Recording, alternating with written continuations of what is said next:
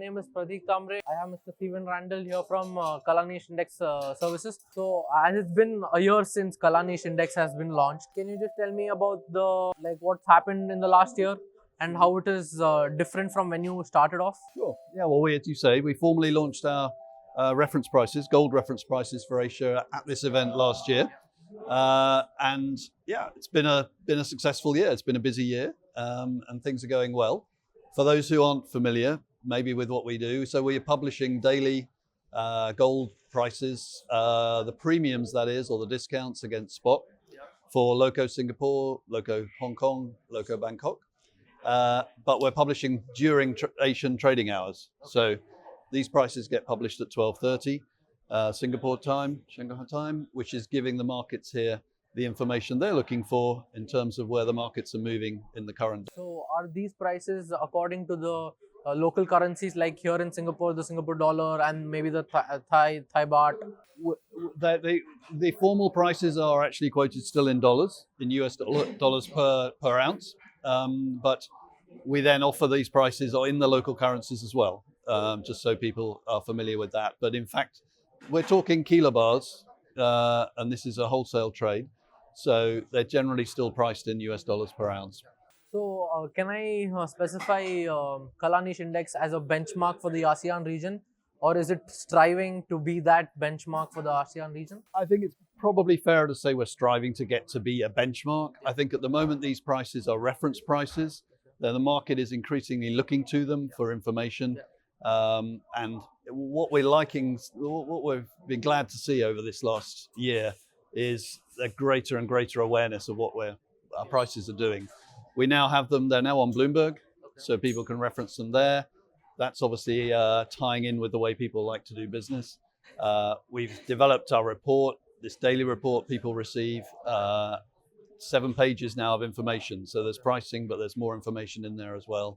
Like the website. Can you just information that includes not only the prices in the different regions in the different currencies, but we're also carrying, for example, information on inventory levels, information on what's happening with other precious metals, information in terms of the financial markets as well. How are the a little bit of fundamental aspects regarding precious metals in the ASEAN region. Exactly. Yeah.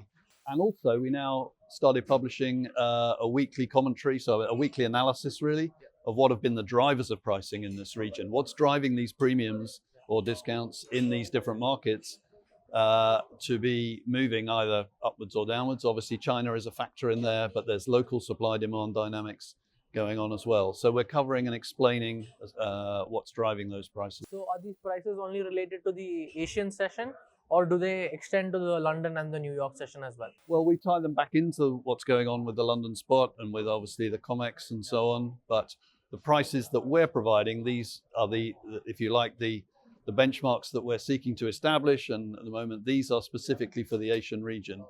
And we look to grow those as well. So, I mean, looking forwards, I've talked about what we've achieved, but looking forwards, we're always looking to increase the number of data providers we have. So I should explain, we're compiling these prices by collecting that information from people trading kilobars in these locations, and obviously then reviewing the prices that they're seeing, the bids, the offers, transactions they're seeing. If any look a little unusual, we have discussion to see if they're representative of the market. And then if they are, we'll include them in our analysis. If not, we'll then average basically the representative prices. So, you know, we're working with these markets, but we're always looking for more data providers. The more we get, the more representative the prices become, the more relevant, and the more we can be confident that it's representing the entire market. Conversely, obviously, we're also looking for people outside that region. If we want to expand, we could offer pricing, for example, into India or into the Middle East and so on. What do you think is your value proposition attending the APPMC as Kallanish Index Services?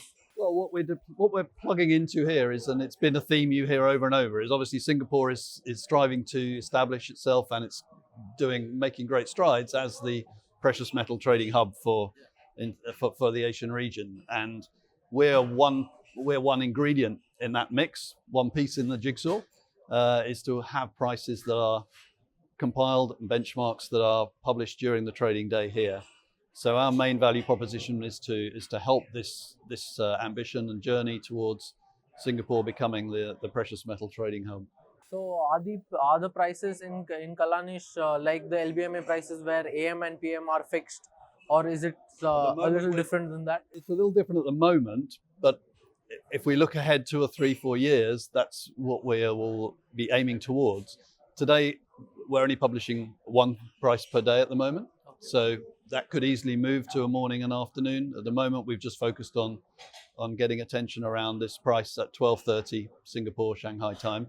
12:30 p.m. That's 12:30 p.m. Singapore Shanghai time. So, but in essence, the longer term objective would ultimately be yes to be having an all-inclusive price for the region that could become.